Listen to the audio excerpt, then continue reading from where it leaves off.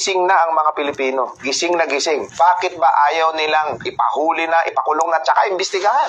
Yung sistema kayang imanipula. Yung sistema kayang baliin. Pagkatapos na nag-submit ng affidavit si former Speaker Martin Romualdez, hindi man lang inihayag sa mga tao anong nilalaman ng kanyang affidavit. Ano sinabi niya? Bakit ba ayaw nilang isyuhan na ng warrant of arrest yan? Kasi yung mga ordinaryong nagnakaw ng saging, nagnakaw ng mangga sa mga probinsya, nagnakaw ng alaga nilang mga hayop, agad-agad napapakulong. Tapos tsaka iniimbestigahan. Baka po pwedeng makulong na muna, tsaka natin ituloy investigasyon. Total, may probable cause. Ay, ang hinihintay ng taong bayan. Kasi, alam mo naman, tinanggal nila ako eh. Ang ibig sabihin yan, baka mas may magagawa yung pumalit sa akin. Palagay niyo ho ba kung nagtuloy kayo, may nakulong na? Palagay ko, sapagkat yun naman ang unang-unang sinabi ko. Maaaring mahirapan ako, bakit hindi? Ngunit yung pananagutan, ang importante.